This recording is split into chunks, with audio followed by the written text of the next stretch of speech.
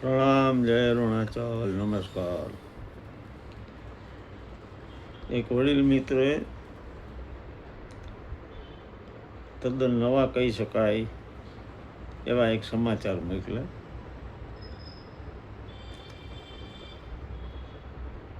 વાર્તામાં જે પ્રસ્તુત બાળક છે એની ભાવના સમજવા જેવી છે. થોડુંક નાટ્યાત્મક રૂપ આપીને આપણી સામે રજૂ કરું છું, આપ સૌને મજા આવે. એક શાળામાં ધોરણ 7ના વિદ્યાર્થીઓને ટીચર અંજલિબેન મહેતા પૂછ્યું કે તમારે ભવિષ્યમાં શું બનવું છે? તો કોઈએ કીધું એન્જિનિયર, કોઈએ કીધું ડૉક્ટર, કોઈએ કીધું બિઝનેસમેન, કોઈએ કીધું કોન્ટ્રાક્ટર, કોઈએ કીધું ક્રિકેટર, કોઈએ કીધું ફિલ્મ એક્ટર, કોઈએ કીધું એક્ટ્રેસ, કોઈએ કીધું પાયલોટ, કોઈએ કીધું સોલ્જર, વગેરે વગેરે વગેરે વગેરે. અલગ અલગ બધાએ કીધું. છેલ્લી બેન્ચ ઉપર બેઠેલો ભોલો, એનું નામ સાચું પારસ, બધા એને ભોલો કહેતા. પારસ શાહને ટીચરે પૂછ્યું કે પારસ, તારે શું બનવું? પારસ કહે મારે દાદા બનવું. મારે દાદા બનવું. આખો ઓર ખડખડાટ હસવા માંડી. ટીચરને એમ થયું કે પારસ હોશિયાર છે, ડાયો છે, બધી પ્રવૃત્તિમાં ભાગ લે છે, ભણવામાં શ્રેષ્ઠ છે. એ બોયલો છે તેની પાછળ કાંઈ કારણ હશે કે બેટા પારસ અહીંયા આવતો, અહીંયા આવીને વાત કર. બાકીના બાળકો તો હજી મૂછમાં હસતા હતા એની સામે. દાદા બનવું આવું કોઈ કહે. ટીચર એને આગળ બોલાવ્યો સ્ટેજ આગળ અને પૂછ્યું તારી પાસે કોઈ કારણ છે? દાદા શું કામ બનવું? એટલે પારસે કીધું કે મારી મહત્વાકાંક્ષા છે, મારી ઈચ્છા છે દાદા બનવા. મારે રાષ્ટ્રપતિ નથી થવું, ડૉક્ટર નથી થવું, એન્જિનિયર નથી થવું.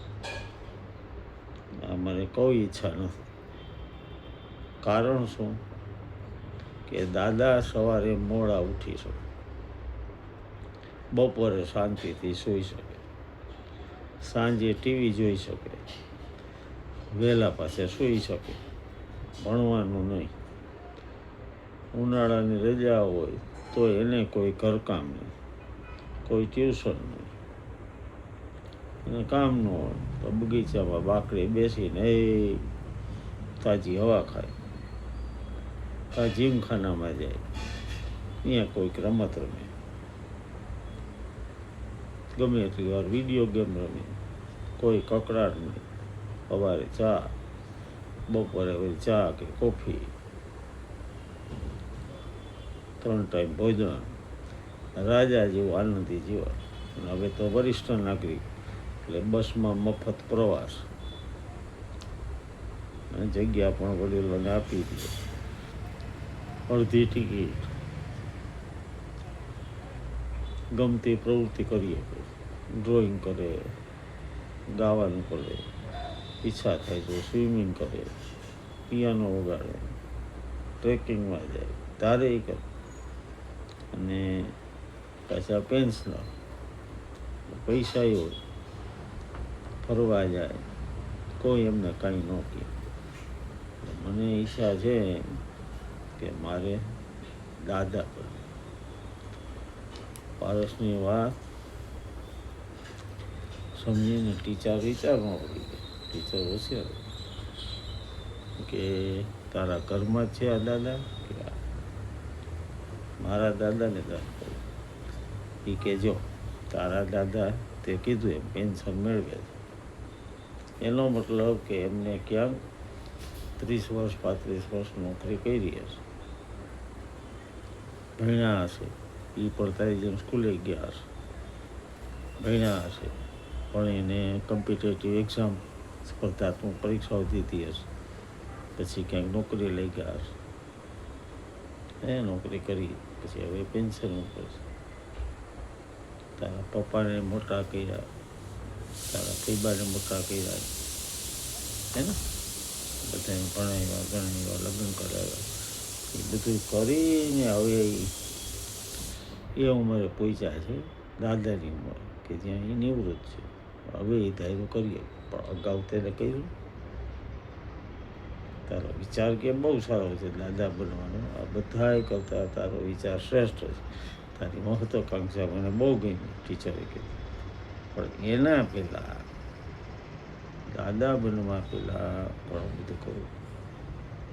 બસ કે આ ટીચર સાચી વાત છે. આપણે કરી નહીં પછી હું દાદા બનીશ, મારું સપનું કહે છે દાદા.